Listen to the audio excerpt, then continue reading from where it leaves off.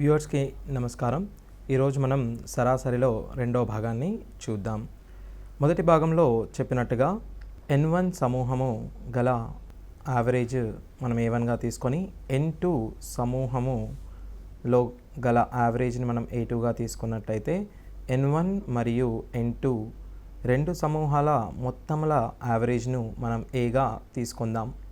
So ఇట్లయినా మనము N1 మరియు N2 సమూహముల మొత్తము యావరేజ్ను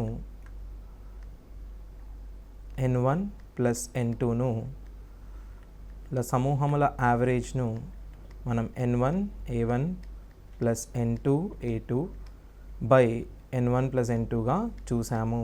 అదేవిధంగా N1 కానీ A1 కానీ N2 కానీ A2 కానీ ఇందులో ఏదైనా ఒక పరిశీలన మిస్ అయినా మనము అది ఏ విధంగా కనుగొనదమో అది కూడా మనము కిందటి భాగంలో చూడడం జరిగింది. దానికి సంబంధించిన ఫార్ములా మనం N1 into A1 minus capital A is equals to N2 into capital A minus A2గా మనం నేర్చుకున్నాము.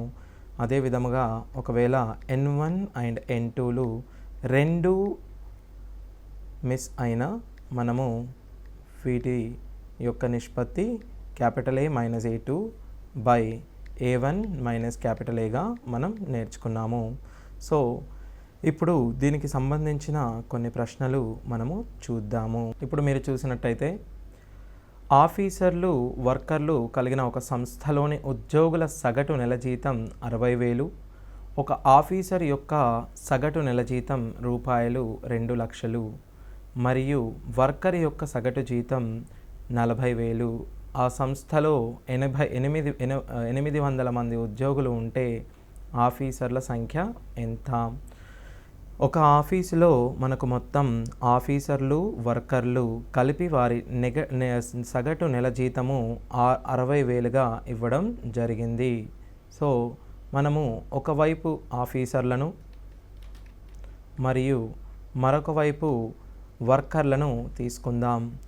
ఆఫీసర్ల నెలకు సగటు జీతం 2,00,000 గాను మరియు వర్కర్ల సగటు జీతం 40,000 గాను మనం తీసుకుందాం.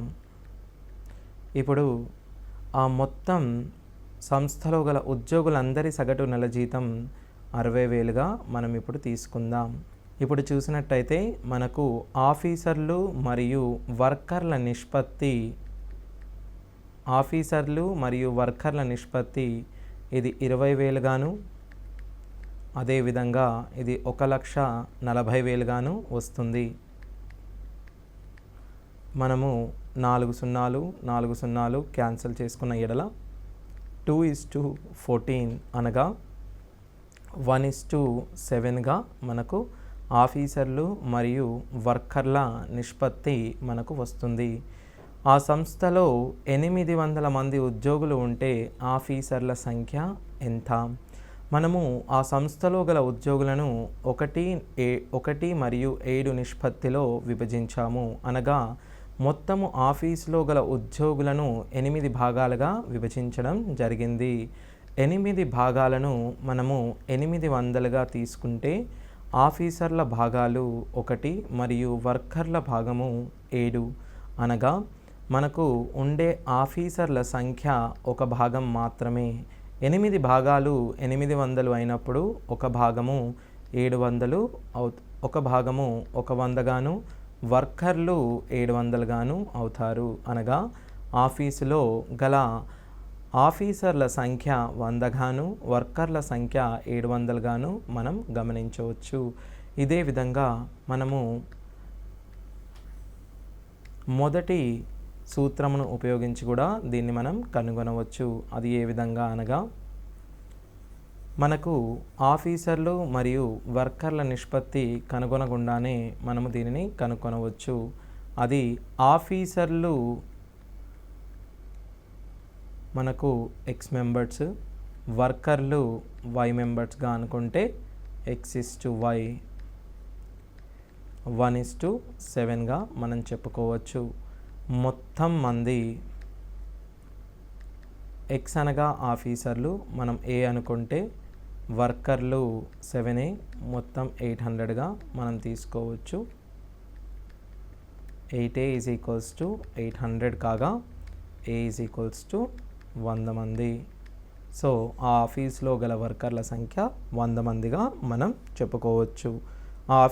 ఆఫీస్లో గల ఆఫీసర్ల సంఖ్య 100 మంది గాను, వర్కర్ల సంఖ్య 700 గాను మనం చెప్పుకోవచ్చు. అదేవిధంగా ఇంకొక ఉదాహరణను మనం ఇప్పుడు చూద్దాం.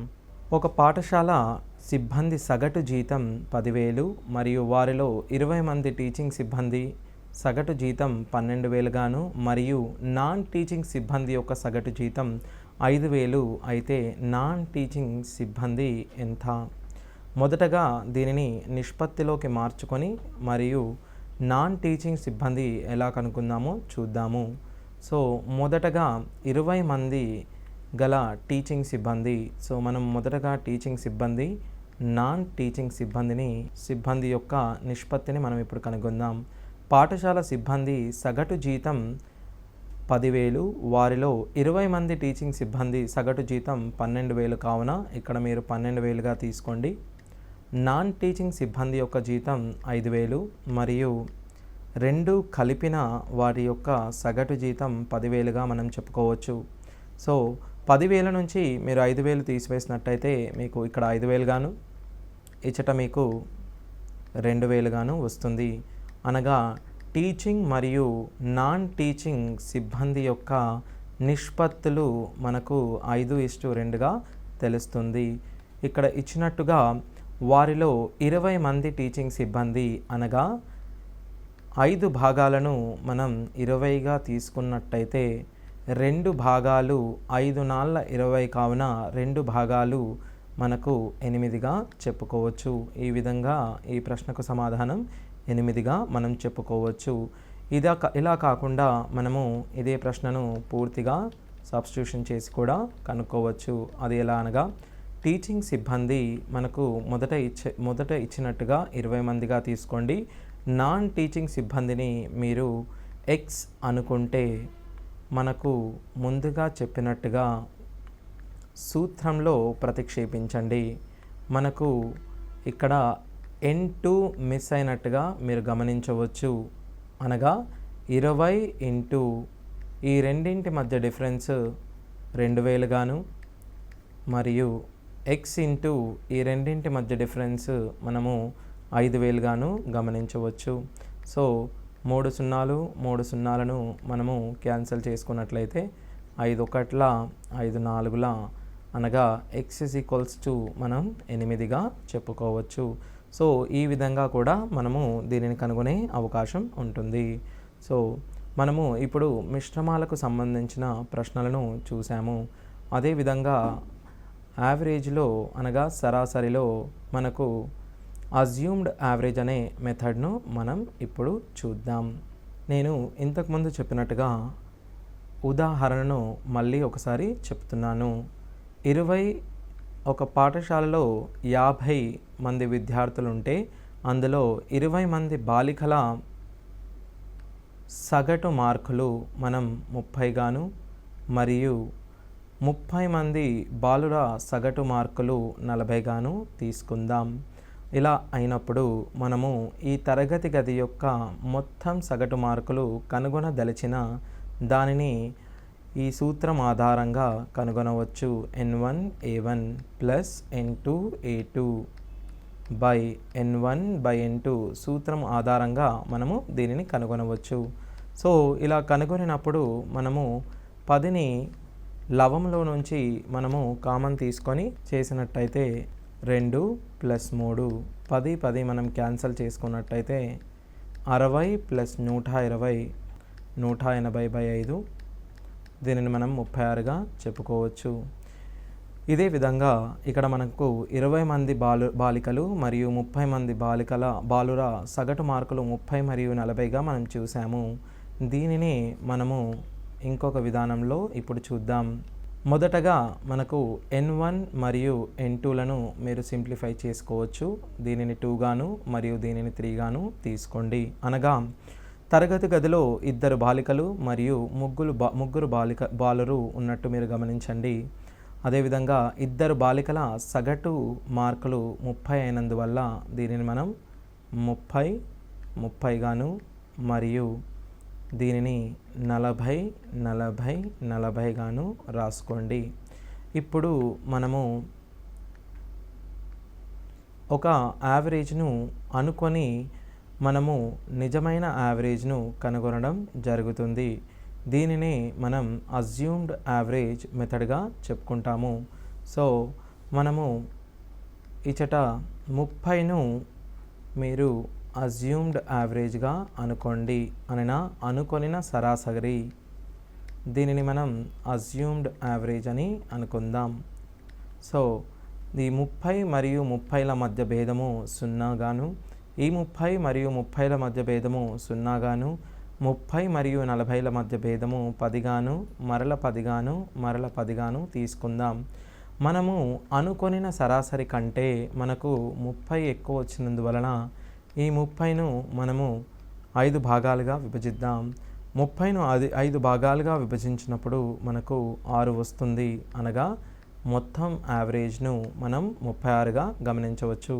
ఇదే విధంగా మనము ఒకవేళ యావరేజ్ను 35గా అనుకున్నప్పుడు ఇక్కడ మనకు -5 మరియు -5 మరియు ఇక్కడ 5 5 5గా మనం గమనించవచ్చు. అనగా మనం అనుకొనిన దానికంటే 5 ఎక్కువగా వచ్చినందువల్ల ఈ 5ను మనము 5 భాగాలుగా విభజించాలి. 5 భాగాలుగా విభజించడం వెనకాల సో ఇక్కడ 5 నెంబర్స్ మనం తీసుకున్నందువల్ల 5 భాగాలుగా విభజించడం జరుగుతుంది. సో 35 + 1 36గా మనం దీనిని చెప్పుకొనవచ్చు. సో ఇదే విధంగా మనము దీనిని ఒక పట్టిక రూపంలో నేర్చుకుందాం. 20 మంది బాలికల సగటు వయస్సు 30 అనుకొనిన, 30 మంది బాలుర సగటు వయస్సు 40 అనుకొనిన, మనము అనుకున్న యావరేజ్ కేవలము మనము అనుకున్న యావరేజ్ను మీరు ఇక్కడ రాయండి. మొదటగా N1 N2ను మనం సింప్లిఫై చేసి రాసుకోవాలి. సో మనము N1ని 2 గాను, N2ను 3 గాను రాసుకోవచ్చు. ఇప్పుడు మనం 30ను 30తోని కంపేర్ చేసిన ఎడల 0 గాను, ఈ 30ను 40తోని పోల్చిన ఎడల 10 గాను మనం గమనించవచ్చు. కానీ ఇచ్చట 2 సున్నాలు వస్తాయి అనగా 0 గాను, ఇచ్చట 3 10లు అనగా 30 గాను మనం గమనించవచ్చు. ఇచ్చట 3 10లు రావడానికి గల కారణము ఇచ్చట 3 40లు ఉండడం మనం గమనిస్తాము. అదేవిధంగా మన యావరేజ్ అనగా సగటు వచ్చేసి ఈ 30 మిగిలిన 30 మనము 5 భాగాలుగా విభజిద్దాము.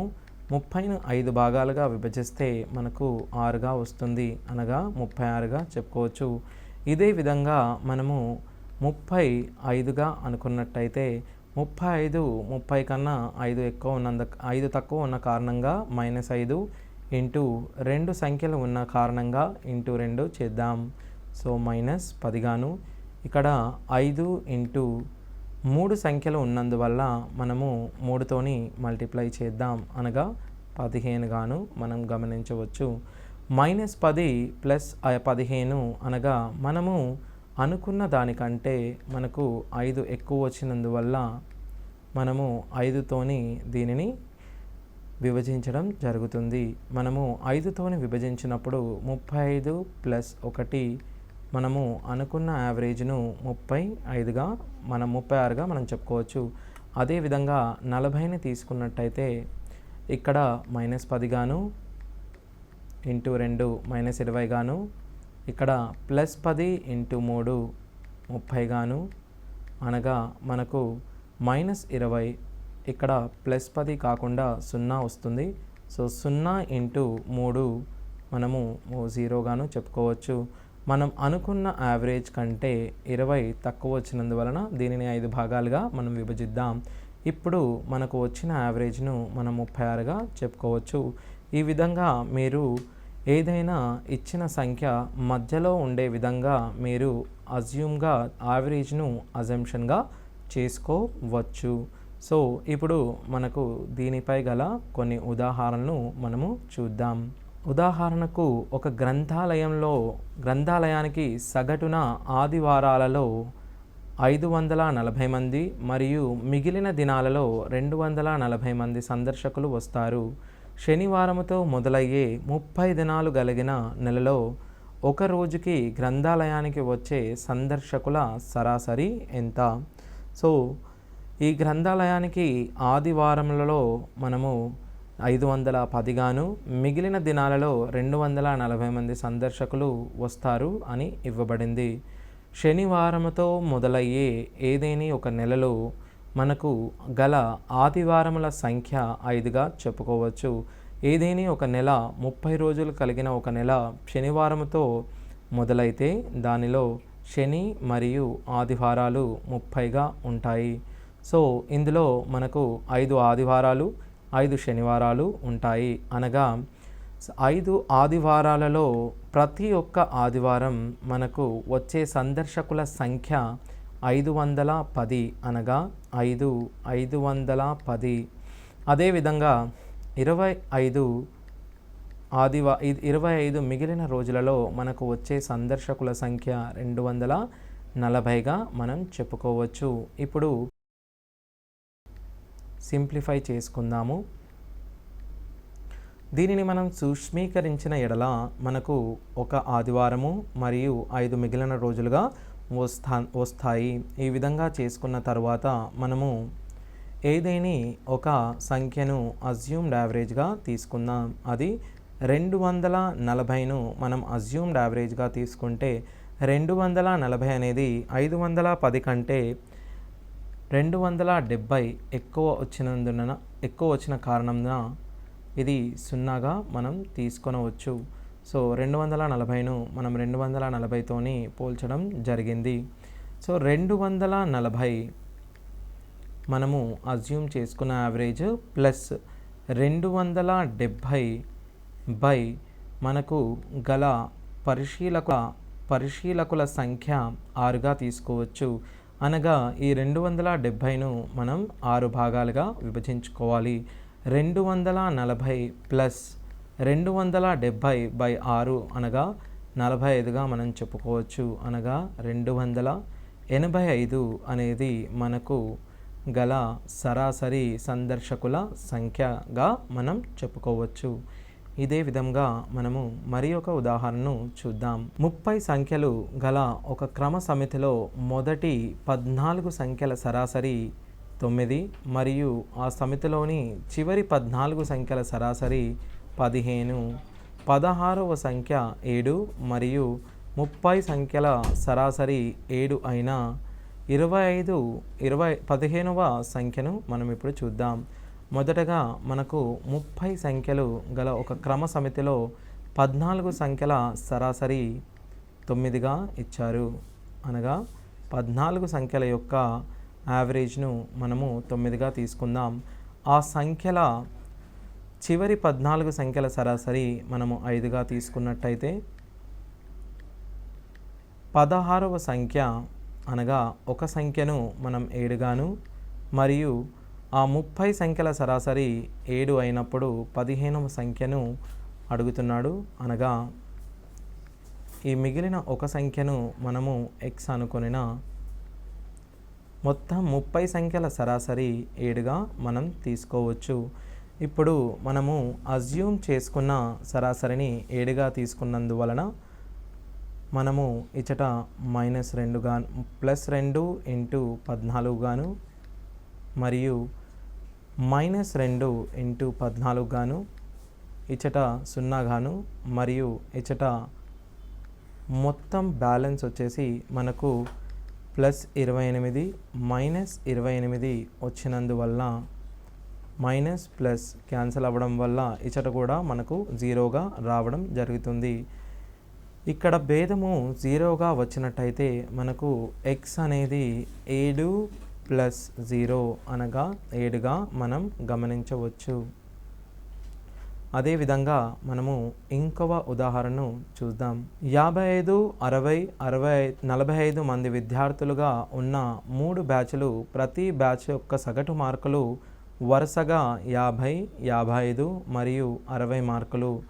అయిన మొత్తం విద్యార్థుల యొక్క సగటు మార్కులు ఎన్ని? మొదటగా మనము విద్యార్థులను 3 బ్యాచ్లుగా మనము విభజించడం జరిగింది. మొదటగా 55 మంది మరియు వారి యొక్క సగటు మనం 50గా గుర్తించడం జరిగినది. మరియు రెండవ బ్యాచ్లో 60 మంది వారి యొక్క సగటు 55 గాను, మరియు మూడవ బ్యాచ్లో 45 మంది వారి యొక్క సగటు 60 గాను మనం గుర్తించవచ్చు. మొదటగా ఈ 3 బ్యాచ్లలో గల విద్యార్థుల సంఖ్యను మనము సూక్ష్మీకరించుకోవాలి. అనగా 55, 60, 45 ఈ 3 5 ఎక్కంలో పోతాయి కావున 5 చేత మొదటగా మనం వీటిని భాగించుకోవాలి. 5 11, 5 12ల 60, 5 9ల 45 కావున ఇచ్చిన బ్యాచ్లోని సంఖ్యలను మొదటగా మనం సూక్ష్మీకరించుకున్నాం. మరియు ఇప్పుడు 55, 50, 55, 60 యావరేజ్గా గల 3 గ్రూపులను మనము 55ను సరాసరిగా అనుకుందాం. సరాసరిగా అనుకున్న ఎడల 55ను మనం 50తో పోల్చినప్పుడు 50 అనేది 5 తక్కువ ఉన్నందున మనము -5 × 11గా దీనిని తీసుకోవడం జరుగుతుంది. అదేవిధంగా 55ను మనం 55తో పోల్చినప్పుడు మనకు భేదం 0గా వచ్చును. 0 ఆ గ్రూప్ నందు గల మెంబర్స్ 12 కావున దీనిని మనం 12తో గుణించడం జరుగుతుంది. అదేవిధంగా 55 × 60 55 మరియు 60ల భేదము 5 కనుక దీనిని 9చే మనం గుణించడం జరుగుతుంది. చివరగా మనకు వచ్చిన డిఫరెన్సెస్ను అనగా -55 + 45 చేయగా మనము అనుకున్న సరాసరి కంటే మనకు 10 తక్కువ వచ్చిన కారణముగా ఈ 10 మనకు 11 + 12 అనగా 23 + 9 అనగా మొత్తముగా మనకు 34 పైన ఎఫెక్ట్ కావడంగా జరుగుతుంది. సో దీనిని చేసిన ఎడల మీకు వచ్చిన యావరేజ్ అనేది 55 కంటే కొంచెం తక్కువగా ఉండడం జరుగుతుంది. మనము చేసినట్టయితే సో మీరు మళ్ళా ఇక్కడ నుంచి తీసుకోండి. ఇప్పుడు మనం మొత్తం సంఖ్యలు చూసినట్టయితే 11, 12 మరియు 9గా మనం గమనించవచ్చు. సో 11 + 12 + 9 మనకు మొత్తం గల సంఖ్య 32 గాను తీసుకున్నట్టయితే మనకు గల సగటు వచ్చేసి మనం అనుకున్న సగటు 55, 10 తక్కువ ఉన్న కారణంగా 10/32గా మనం తీసుకున్నట్టయితే 55 మైనస్ మనకు 0.375గా వస్తుంది. సో ఇప్పుడు మీరు దీన్ని తీసుకున్నట్టయితే 54.68గా మనం చెప్పుకోవచ్చు. సో దీని యొక్క సరాసరి 54.68గా మనం చెప్పుకోవచ్చు. అదేవిధంగా మనము ఇంకొక ఉదాహరణను చూద్దాం. ఒక వ్యక్తి మొదటి 4 నెలల్లో చేసే సగటు నెలసరి ఖర్చు 1800 మరియు మిగిలిన 8 నెలల్లో చేసే సగటు నెలసరి ఖర్చు 2000. అదేవిధంగా సంవత్సరంలో అతను చేసే పొదుపు 5600 అయితే నెలకు అతని ఆదాయం ఎంత? సో ఇక్కడ కనుక్కోమన్నది మనకు అతని నెలసరి ఆదాయం. నెలసరి ఆదాయము మొదటగా ఆదాయము అనగా ఆదాయము మనకు ఖర్చు మరియు ఆదా అవుతుంది. సో అతను చేసిన ఖర్చు ప్లస్ అతను చేసిన ఆదాల మొత్తాన్ని మనము ఆదాయంగా చెప్పుకోవచ్చు. సో ఇదే విధంగా ఇప్పుడు మనం చూసినట్టయితే అడిగినది నెలసరి ఆదాయము. నెలసరి ఆదాయము అనగా ఆదాయాన్ని 12తో భాగించి ఖర్చుని కూడా మీరు 12తోని భావించి ఆదాయాన్ని కూడా మీరు 12తోని భాగించండి. ఒక వ్యక్తి మనకు మొదటి 4 నెలల్లో చేసిన సగటు నెలసరి ఖర్చు ఇచ్చాడు. అదేవిధంగా చివరి 8 నెలల్లో చేసిన ఖర్చు 2000గా ఇవ్వడం జరిగింది. అదేవిధంగా అతను 5600 ఆదా చేయడం జరిగింది. సో మనము మొదటగా నెలసరి ఖర్చును కనుగొందాం. దాని తర్వాత నెలసరి ఆదాను కనుగొని ఈ రెండింటిని మనము యాడ్ చేసిన ఎడల మనకు నెలసరి ఆదాయం వస్తుంది. సో ఇప్పుడు మనం నెలసరి ఖర్చు మొదటి 4 నెలల్లో 1800 గాను, అలాగే చివరి 8 నెలల్లో 2000 గాను తీసుకుందాం. సో మనం ఇప్పుడు 2000ను అజ్యూమ్డ్ యావరేజ్ అనుకుంటే మనకు ఈ 2000 కంటే 1800 200 తక్కువ ఉంది. కావున 200 × 4 చేయడం వల్ల 800 తక్కువ వచ్చింది. అదే 2000ను మనం 2000ను 2000 నుంచి తీసేస్తే మనకు 0 భేదంగా వస్తుంది. × 8 = 0గా మనం చెప్పుకోవచ్చు.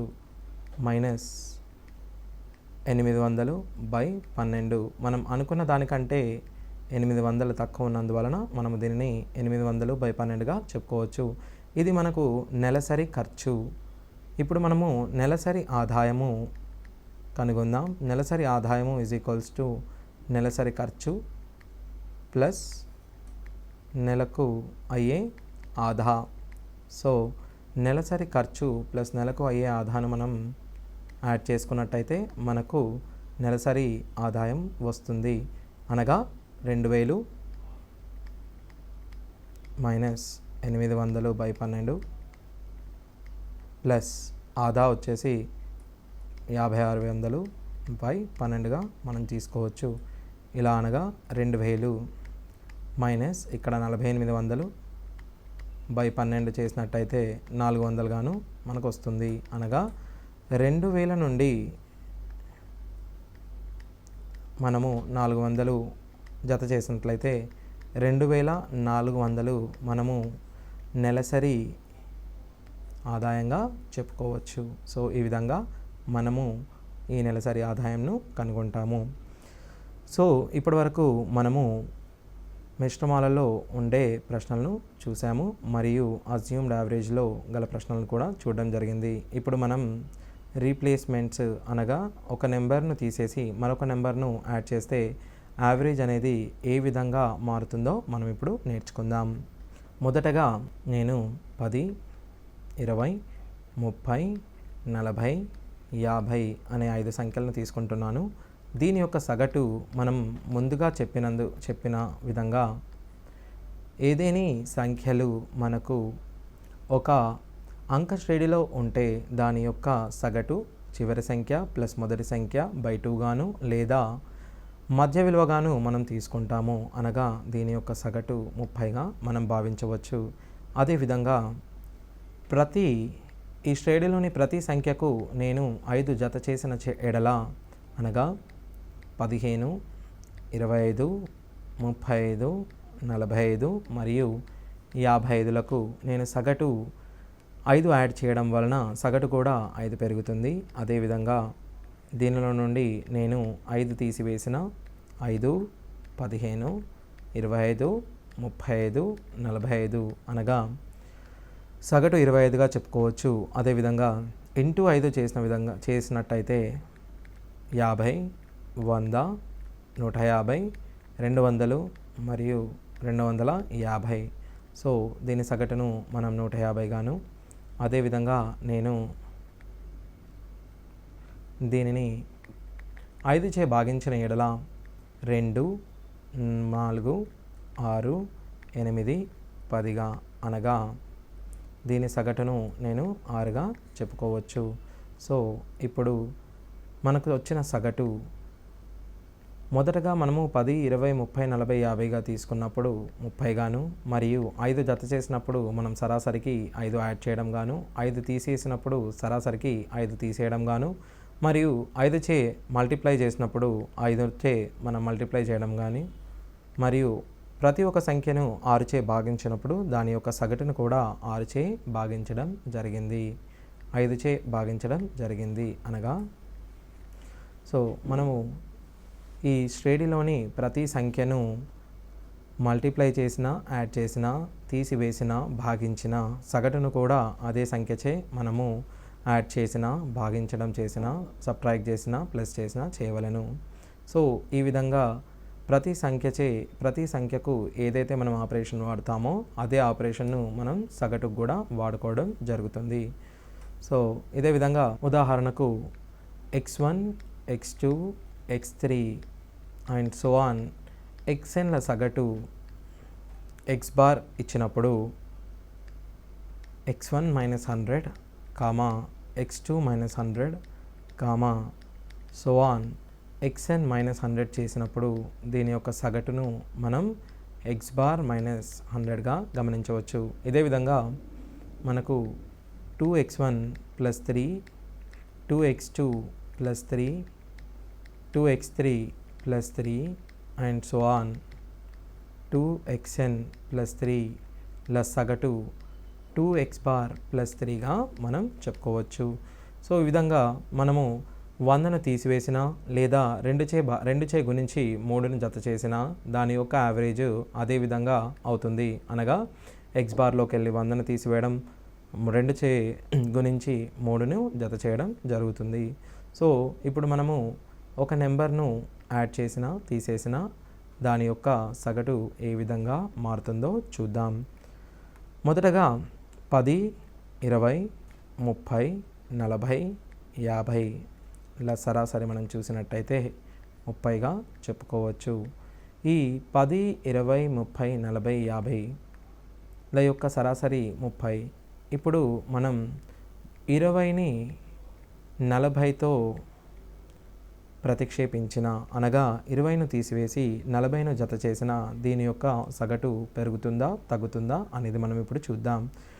మనము 20ని తీసేసి 40ని యాడ్ చేస్తున్నాం కాబట్టి 20 అనేది 40 కన్నా చిన్నది అండ్ 40 అనేది 20 కన్నా పెద్దది కనుక సగటు పెరిగే అవకాశం ఉంది. సో ఇప్పుడు ఆ సగటు అనేది ఎంతైతే పెరుగుతుందో మనకు ఖచ్చితంగా చూద్దాం. మొదటగా ఉన్న సగటును మనం 30గా చెప్పుకోవచ్చు. మనము జత చేసిన సంఖ్య ఏదైతే ఉందో అది మనము తీసివేసిన సంఖ్య కంటే 20 ఎక్కువగా ఉన్నందువల్ల మనకు మొత్తంలో పెరుగుదల 20గా చెప్పుకోవచ్చు. సో ఈ మొత్తంలో పెరుగుదల 20 మనకు ఈ 5 నెంబర్స్ పైన ఎఫెక్ట్ కావడం జరుగుతుంది. సో మీరు దీనిని 5 చే భాగించినప్పుడు 30 ప్లస్ 20/5 అనగా 34గా మనం చెప్పుకోవచ్చు. 30 ప్లస్ 4 అనగా 34 అనగా కొత్త సగటు మనకు 34గా మనం చెప్పుకోవచ్చు. సో అదేవిధంగా ఇప్పుడు నేను ఈ 40ని తీసివేసి 30ని జత చేయడం జరుగుతుంది. అనగా 40 స్థానంలో 30ని మనం ప్రతిక్షేపించామనుకోండి. అనగా ఇప్పుడు మనకు గల సగటుని మనం కనుక్కుందాం. సో మొదటగా 40 తీసివేసి 30ని మనం ప్రతిక్షేపించిన సగటు అనేది పెరుగుతుందా తగ్గుతుందా మనకు తెలియాలి. 40ను తీసివేసి మనము 30ని ప్రతిక్షేపించినప్పుడు సగటు డెఫినెట్గా మనకు తగ్గడం మనం గమనించవచ్చు. ఎందుకనగా 30 అనేది 40 కంటే తక్కువ. అనగా మనము పెద్ద సంఖ్య తీసేసి చిన్న సంఖ్యను పెడుతున్నాం కాబట్టి మనకు సగటు అనేది డెఫినెట్గా తగ్గుతుంది. అది ఎంత తగ్గుతుంది అనేది మనకు కావాలంటే మొదటగా 40 మైనస్ 30 చేసినట్టయితే మనకు -10గా వస్తుంది. మనము మొదటగా ఉన్న సరాసరిని 30గాను మరియు 10 తక్కువ. ఈ 10 అనేది ఈ 5 పరిశీలనల పైన ప్రభావం చూపినందున 10ని మనము 5 చే భాగించాలి. అనగా 30 మైనస్ 2. 30 మైనస్ 2ను మనము 28గా చెప్పుకోవచ్చు. సో ఈ విధంగా మనము ఒక సంఖ్యను మరొక సంఖ్యచే ప్రతిక్షేపించినప్పుడు సగటును కనుగొందాము. అదేవిధంగా కొన్ని సంఖ్యలను మనం చూసినట్టయితే అనగా x1, x2 మరియు 10 పరిశీలనను మనం చూద్దాం. ఇప్పుడు దీని యొక్క సరాసరి x బార్. ఇప్పుడు మనకు ఇచ్చిన ఒక సంఖ్య మనం 30 అనుకుందాం. ఈ x బార్ 50 అని అనుకుందాం. 30ను మనము ఏదేని ఒక సంఖ్యతో రీప్లేస్ చేసినట్టయితే యావరేజ్ 52గా వచ్చింది అని అనుకోండి. ఇప్పుడు నేను 30ని ఏ సంఖ్యచే ప్రతిక్షేపించిన 52 అనే సగటు వస్తుంది అనేది కనుగొనడానికి సూత్రం చెప్తున్నాను. సో ఇప్పుడు మనకు సగటులోని పెరుగుదల 2 అనగా మనకు మొత్తంలోని పెరుగుదల పరిశీలనలు 10 కావున 10 పరిశీలనలు ఇంటూ 2తో మనం గుణించగా మొత్తంలోని పెరుగుదల 20గా మనం గమనించవచ్చు. అనగా మనము 30కి 20 ఎక్కువ ఉన్న సంఖ్యను యాడ్ చేయడం జరుగుతుంది. అనగా మనము 30ని 50తో రీప్లేస్ చేయడం జరుగుతుంది. ఇదే విధంగా ఒక సంఖ్య 50 మరియు మనకు కొత్త సగటు 49గా మనం చెప్పుకోవడం అనుకుందాం. కొత్త సంఖ్యను ఎలా కనుగొనాలి అనగా 50ను మనం దేనితో రీప్లేస్ చేస్తే మన సగటు 49కి వస్తుంది. సగటు 49 రావడం అనేది అనగా సగటులో 1 తగ్గింది. సగటులో 1 తగ్గడం అనగా సగటు 1 తగ్గడము అనగా మనకున్న పరిశీలనల సంఖ్య 10 కాబట్టి మొత్తంలో 10 తగ్గింది అని మనం చెప్పుకోవచ్చు. మొత్తంలో 10 తగ్గడం అనగా మనము 50ని 10 తక్కువగా ఉన్న సంఖ్య అనగా 40చే ప్రతిక్షేపించడం జరిగింది. ఈ విధంగా మనము 30ని మరియు 50ని ఏ నెంబర్లతో ప్రతిక్షేపించడమో అది మనము తెలుసుకున్నాము. అదేవిధంగా ఒక n అబ్జర్వేషన్లను తీసుకుందాం. x1, x2, x3 and so on xn. వీటి యొక్క సరాసరి నేను x బార్గా తీసుకుంటాను. ఇప్పుడు నేను ఏదేని ఒక సంఖ్య xrను XR ప్లస్ ఆర్తో ప్లస్ 50తో ప్రతిక్షేపించగా సగటు x బార్ ప్లస్ 2 పెరిగింది. ఇప్పుడు మనకు గల పరిశీలనల సంఖ్యను మనం కింది విధంగా కనుక్కోవచ్చు. పరిశీలన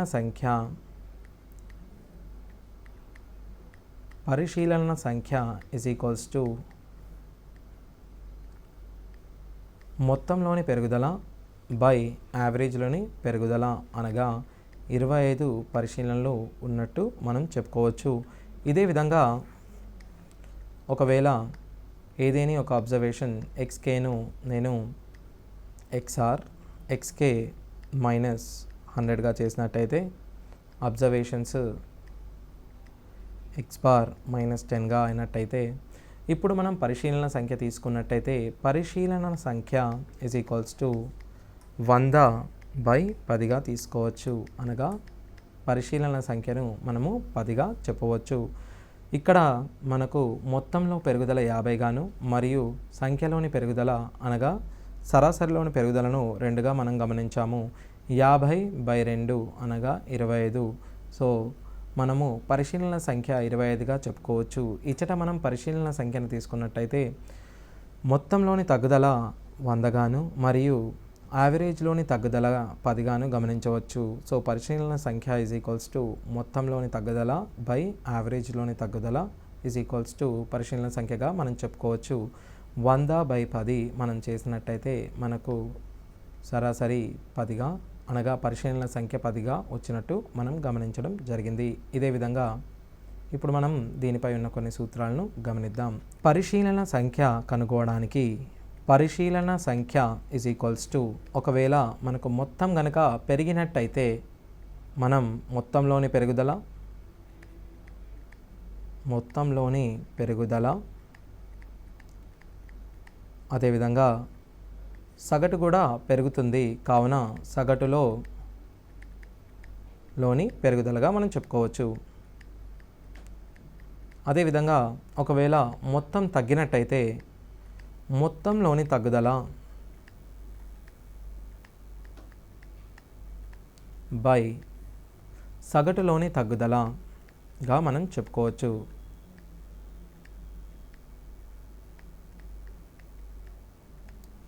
అదేవిధంగా ఇప్పుడు మనం సగటులోని పెరుగుదల చూసినట్టయితే సగటులో పెరుగుదల అనగా మొత్తంలోని పెరుగుదల బై పరిశీలన సంఖ్య.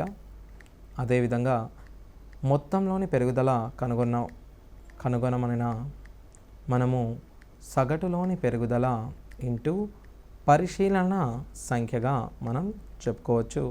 పెరిగితే మనం పెరుగుదలగాను తగ్గితే మనం తగ్గుదలగాను తీసుకోవడం జరుగుతుంది. ఈ విధంగా మనకు మొత్తంలోని పెరుగుదల సగటులోని పెరుగుదల మరియు పరిశీలన సంఖ్యను కనుక్కోవచ్చు. సో ఇప్పుడు మనం కొన్ని ఉదాహరణలు చూద్దాం. ఇప్పుడు ఒక బాలుడు 20 సంఖ్యల సగటును 35గా కనుగొన్నాడు. మనకు మొత్తం ఉన్న సంఖ్యలు 20, దీని సగటు 35గా ఇచ్చాడు. ఈ సంఖ్యల్లో ఒక సంఖ్యను 16కు బదులుగా 61 అని రాశారు. అనగా మనకు ఉన్న 20 సంఖ్యలలో ఒక సంఖ్య 16 అని తేలింది. ఈ 20 సంఖ్యలలో ఒక సంఖ్య 61ను 16ను 61గా రాయడం జరిగింది. ఇప్పుడు మనకు చూసుకున్నట్టయితే 61ను 16ను 61గా రాసినందువలన మనము మొత్తంలో తగ్గుదల చూసుకున్నట్టయితే 61ని 16చే మనం ఇప్పుడు ప్రతిక్షేపించాలి. 61ని మనం 16చే ప్రతిక్షేపించినప్పుడు ఇందులో తగ్గుదల 45. అనగా మన మొత్తంలో తగ్గుదలను మనం 45గా గుర్తించవచ్చు. ఇచ్చట మనం గల పరిశీలకుని సంఖ్యలను చూసినట్టయితే 20 పరిశీలనలు ఉన్నాయి. అనగా 20 సంఖ్యలు మొత్తంగా మనం తీసుకున్నాము. సో ఇప్పుడు మనం ఉపయోగించాల్సిన సూత్రం సగటులో తగ్గుదల. సగటులో తగ్గుదల మొత్తంలో తగ్గుదల, మొత్తంలోని తగ్గుదల బై పరిశీలకుల సంఖ్యగా మనం తీసుకోవచ్చు. మొత్తంలోని తగ్గుదల 45 గాను, పరిశీలకుల సంఖ్య 20 గాను, అనగా దీనిని మనం 9/4 అనగా 2.25గా మనం తీసుకోవచ్చు. అన్నప్పుడు మనకు ముందుగా చెప్పినట్టుగా మన యావరేజ్ వచ్చేసి 20, 35గా మనం యావరేజ్ను తీసుకోవచ్చు. ముందుగా చెప్పినట్టుగా మన యావరేజ్ 35 మరియు వీటి యొక్క తగ్గుదల 2.25 అనగా 32.75గా మనము మన కొత్త యావరేజ్ను తీసుకోవచ్చు. మన కొత్త సగటు 32.75గా మనం గమనించవచ్చు. సో ఈ విధంగా మనము సగటులోని తగ్గుదలను గమనించి దాని తర్వాత మనకు ఇచ్చిన సగటులో నుంచి తగ్గుదలను తీసేస్తాము. ఇప్పుడు మనము ఇంకో ఉదాహరణ చూద్దాం. ఒక సమూహంలో 20 మంది బాలుర సగటు బరువు 89.4 కేజీలుగా లెక్కించారు. అందులో ఒకరి బరువును 75 కేజీలకు బదులుగా 78 కేజీలు తప్పుగా నమోదు చేశారు. సో ఇక్కడ మనం చూసినట్టయితే 87 కేజీలకు బదులుగా 78 కేజీలుగా తప్పుగా బదులు చేశారు. అనగా అతని నిజమైన బరువు 87 కానీ 75కు బదులుగా 87ను రాయడం జరిగింది. అన్నప్పుడు 78కి బదులుగా 87 రాయడం జరిగింది. సో 78, 87 9 మనకు పెరగడం జరిగింది.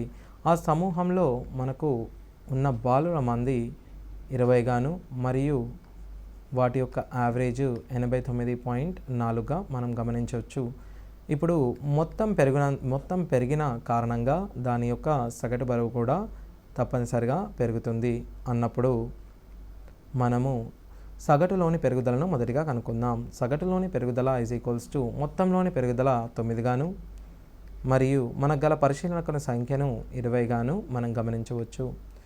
9/20 చేసినట్టయితే మనకు 0.45 వస్తుంది.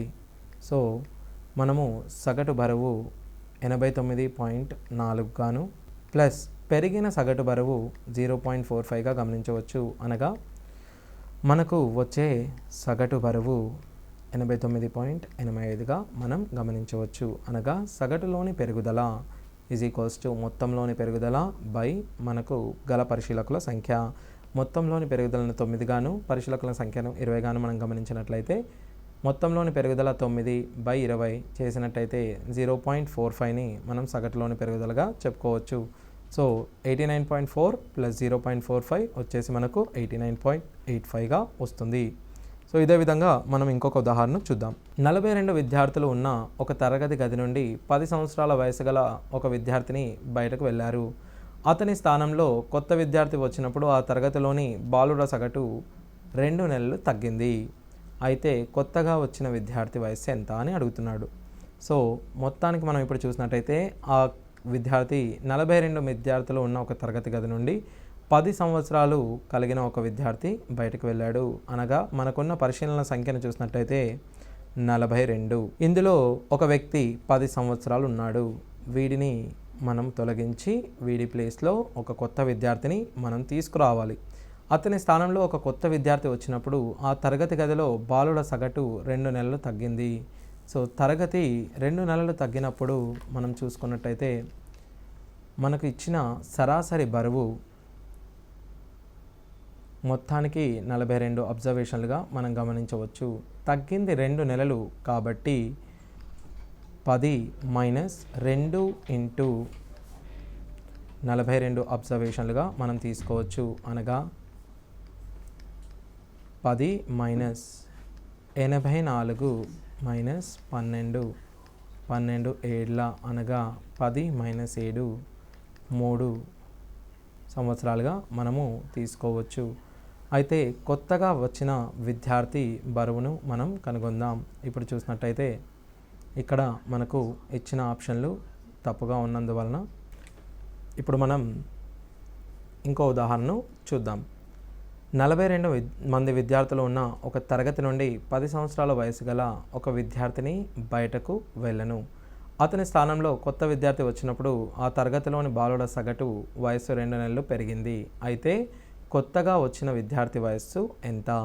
సో తరగతిలోని మొత్తం బాలుల వయస్సు పెరిగినందువల్ల వచ్చిన విద్యార్థి వయసు డెఫినెట్గా మనకు ఎక్కువగా ఉండే ఛాన్స్ ఉంది. సో ఇప్పుడు వచ్చిన విద్యార్థి యొక్క వయస్సు ఎన్ని నెలలు ఎక్కువగా ఉందో ముందు మనం చూద్దాం.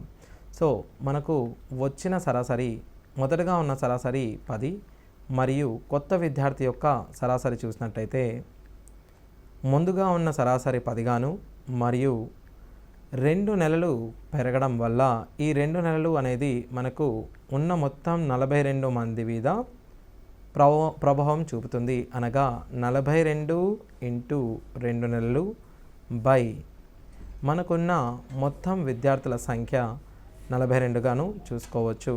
అనగా బై 12 వేస్తాం. ఎందుకనగా ఇవి 42 ఇంటూ 2 84 నెలలుగా తీసుకుంటాం. కానీ మనకు ఇచ్చిన యావరేజ్ సంవత్సరాల్లో ఉన్నందువలన దీన్ని మనం 12చే భాగిద్దాం. అనగా యావరేజ్లోని పెరుగుదల అనగా సగటులోని పెరుగుదలను మనము మొత్తంలోని పెరుగుదల ఇంటూ అలా తీసుకోవచ్చు. మొత్తంలోని పెరుగుదల బై పరిశీలకుల సంఖ్య. అలాగే మొత్తంలోని పెరుగుదలను మనము పరిశీలకుల సంఖ్య ఇంటూ యావరేజ్లోని పెరుగుదలగా గమనించవచ్చు. పరిశీలకుల సంఖ్య 42 మరియు యావరేజ్లోని పెరుగుదల 2గా మనం చెప్పుకోవచ్చు. ఇప్పుడు మనకు గల కొత్తగా వచ్చిన విద్యార్థి యొక్క వయసును చూసినట్టయితే 10 ప్లస్ 84 నెలలు బై 12గా మనం భాగించవచ్చు. 12 బై 84ను చేసినట్లయితే 7 నెలలు అనగా కొత్తగా వచ్చిన విద్యార్థి వయస్సు 12 సంవత్సరాలుగా మనం 17 సంవత్సరాలుగా మనం చెప్పుకోవచ్చు.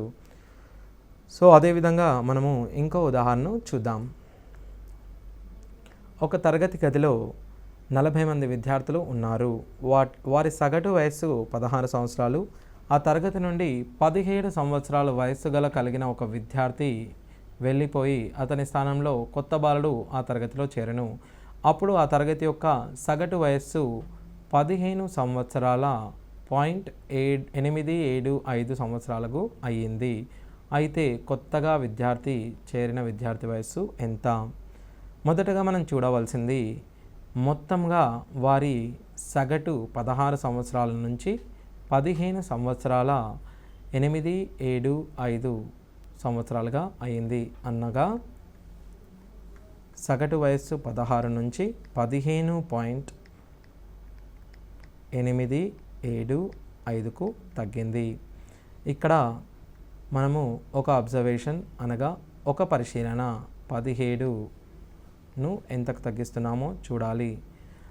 మనకు సగటు తగ్గినప్పుడు మొత్తం కూడా తగ్గుతుంది. అనగా మనం మొత్తంలోని తగ్గుదల ఫార్ములా వేసినట్టయితే మొత్తంలోని తగ్గుదల ఈజ్ ఈక్వల్స్ టు సగటులోని తగ్గుదల. సగటు మనకు 0.125గా తగ్గినట్టు తెలుస్తుంది. ఇంటూ మనకు ఉన్న మొత్తం మంది విద్యార్థుల సంఖ్య 40గా మనం గమనించవచ్చు. ఇప్పుడు మనం 1.25 ఇంటూ 4 ఈ 0 మరియు ఈ పాయింట్ను మనం కట్ చేసిన 1.25 ఇంటూ 4గా వచ్చును. ఇంటూ మనం చేసినట్టయితే 5గా వస్తుంది. అనగా మనం మొత్తంలోని తగ్గుదలను 5 తగ్గినట్టుగా గమనించవచ్చు. అనగా ఇంతకుముందు 17 సంవత్సరాల వయసు కలిగిన బాలుడు వెళ్ళిపోయి అతని స్థానంలో 5 సంవత్సరాలు తక్కువగా ఉన్న వ్యక్తి వచ్చినట్టుగా మనం గమనించవచ్చు. అనగా 17 మైనస్ 5 అనగా 12 సంవత్సరాల విద్యార్థి ఆ తరగతిలో వచ్చినట్టుగా మనం చెప్పవచ్చు. సో కొత్తగా చేరిన విద్యార్థి వయస్సు ఈజ్ ఈక్వల్స్ టు 17 మైనస్ 5 12గా మనం చెప్పుకోవచ్చు. సో ఈ విధంగా మనము ఆ సంఖ్యను కనుగొనడానికి అవకాశం ఉంటుంది. ఇప్పుడు అదేవిధంగా ఇంకొక ఉదాహరణను చూద్దాం. ఏబిసిల సరాసరి వయస్సు 84. డి వారిని కలిస్తే ఆ సముదాయము సరాసరి వయస్సు 80 సంవత్సరాలు అయ్యింది. డి కంటే 3 సంవత్సరాలు పెద్దవాడగు ఈ వారిలో ఏకి బదులుగా తమ సముదాయంలో చేరితే బిసిడిఈల సరాసరి వయస్సు 79 సంవత్సరాలు అయింది. అప్పుడు ఏ యొక్క వయస్సు ఎంత? మొదటగా ముగ్గురు వ్యక్తుల యొక్క సరాసరి వయస్సు 84 అనగా ముగ్గురు వ్యక్తుల వయస్సు 84 గాను ఒక వ్యక్తి వయస్సు తెలియకుండా ఎక్స్ అని తీసుకుందాం. మొత్తం వీరిలో కలిసినప్పుడు 80 అయ్యింది. మనము మొదటగా ఉపయోగించిన సూత్రం వలన 3 ఇంటూ ఈ 84 మరియు 80లోని భేదము 4గా తీసుకుందాం. ఇంటూ 1 ఇంటూ ఎక్స్ మైనస్ ఇది తక్కువ ఉన్నంత కారణంలో 80 అనేది ఎక్కువగా ఉండడం జరుగుతుంది. అనగా 80 మైనస్ ఎక్స్గా తీసుకుందాం. ఇప్పుడు మనకు డి వయస్సు అనగా 80 మైనస్ 12 68 సంవత్సరాలుగా చెప్పుకోవచ్చు. ఇప్పుడు డి కంటే 3 సంవత్సరాలు పెద్దవాడగు ఈ అనగా ఈ వయస్సు 68 ప్లస్ 3 71గా చెప్పుకోవచ్చు. ఇప్పుడు మనకు ఏబిసిడిల వయస్సు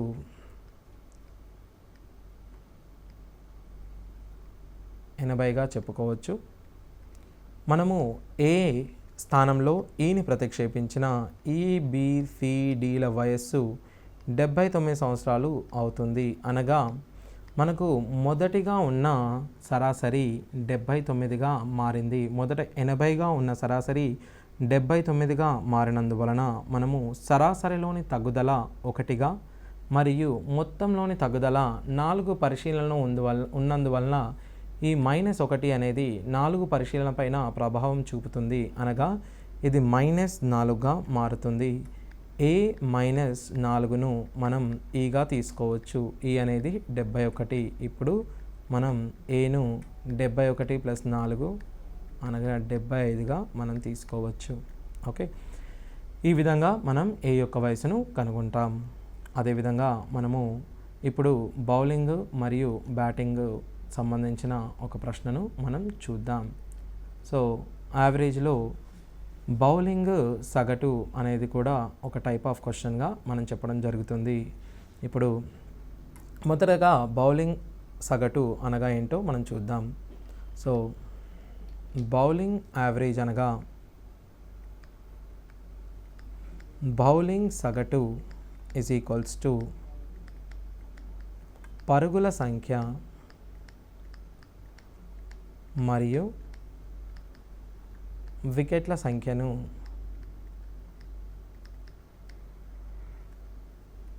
పరుగుల సంఖ్య మరియు దీనిని మనము వికెట్ల సంఖ్యచే భాగించినప్పుడు వచ్చే సగటును మనం బౌలింగ్ సగటుగా చెప్పగలము. అనగా ఒకవేళ బౌలింగ్ సగటు 10 అన్నప్పుడు బౌలరు ప్రతి 10 పరుగులకు 1 వికెట్ తీసుకుంటున్నాడని అర్థం. అదేవిధంగా బౌలింగ్ సగటు 5 అన్నప్పుడు ప్రతి ఒక్క వికెట్కు 5 పరుగులు ఇస్తున్నాడు అని అర్థం. అదేవిధంగా బౌలింగ్ సగటు 2 అన్నప్పుడు ప్రతి 2 పరుగులకు 1 వికెట్ తీస్తున్నాడని అర్థం. ఈ మూడింటిని మనం గమనించినట్టయితే 10, 5, 2లో బౌలింగ్కి సంబంధించినంత వరకు 10, 5, 2లో ఖచ్చితంగా 2 అనేది మనకు బెటర్ పర్ఫార్మెన్స్గా చెప్పుకోవచ్చు.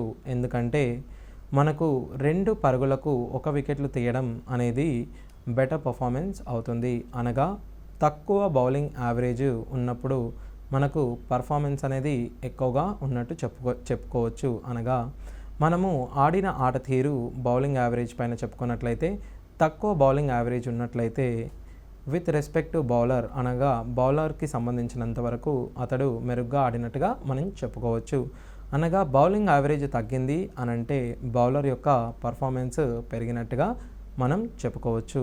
ఓకే, అదేవిధంగా ఇప్పుడు మనము ఒక ఉదాహరణ చూద్దాం. ఈ ఉదాహరణలో మనము బౌలింగ్కి సంబంధించిన యావరేజ్ను చూద్దాం. ఒక క్రికెటర్ యొక్క బౌలింగ్ సగటు వికెట్కు 9.5 పరుగులు. ఆ తర్వాత మ్యాచ్లో అతను 19 పరుగులు ఇచ్చి 3 వికెట్లను తీసుకున్నాడు. ఈ మ్యాచ్ తర్వాత అతని బౌలింగ్ సగటు 0.1 పరుగులు తగ్గింది. ఈ మ్యాచ్ ముందు అతను తీసుకున్న మొత్తం వికెట్ల సంఖ్య. సో ఇప్పుడు మనం చూసినట్టయితే మనకు మొదటగా ఇచ్చిన యావరేజ్ అనగా సగటు పరుగులు 9.5గా చెప్పుకోవచ్చు. మొదటగా తీసుకున్న వికెట్ల సంఖ్యను మనం N1 అనుకుందాము. మొదటగా మనం తీసుకున్న వికెట్ల సంఖ్య మనకు తెలియనందువలన దీనిని మనం Xగా అనుకుందాము. ఆ తరువాత మ్యాచ్లో అతను 19 పరుగులు ఇచ్చి 3 వికెట్లు తీసుకున్నాడు. అనగా 19/3 అనగా మనము దీనిని 6/1/3గా మనం చెప్పవచ్చు. అనగా రెండవ సమూహంలో 3 వికెట్లు అనగా దీని 3 గాను, దీనిని మనం 6/1/3గాను తీసుకోవచ్చు. ఆ తర్వాత అతని బౌలింగ్ సగటు 0.1కి పడిపోయింది. అనగా కొత్త బౌలింగ్ యావరేజ్ 9.4గా మనం చెప్పుకోవచ్చు. ఈ మ్యాచ్ ముందు అతను తీసుకున్న మొత్తం వికెట్ల సంఖ్య అనగా మనం ఇక్కడ Xను కనుక్కోవాలి. మనం ముందుగా చెప్పుకున్న సూత్రం ప్రకారము N1 ఇంటూ అనగా X ఇంటూ వీటి మధ్య డిఫరెన్స్ను మనం 0.1 గాను, అదేవిధంగా N2 ఇంటూ అనగా 3 ఇంటూ వీళ్ళ మధ్య డిఫరెన్స్ అనగా 9.4 మైనస్ 19/3గా మనం తీసుకుందాం. ఇప్పుడు చూసినట్టయితే 9.x/10 is equals to 3 into 9.4 into 3ను మనం 28.2 గాను మైనస్ 19/3గా తీసుకుంటే 3ను మనము క్యాన్సల్ చేసుకున్నట్లయితే 28.2 ఇంటూ 19ని మనము 9.2గా మనం తీసుకోవచ్చు. ఈ 10 ఇటు వెళ్తే మనకు గుణించడం జరుగుతుంది. అనగా అతడు చివరి మ్యాచ్ కంటే ముందు 92 పరుగులు చేసినట్టుగా మనం గమనించడం జరుగుతుంది. సో ఇలా మనం యావరేజ్ను కనుక్కుంటాము. Thank you.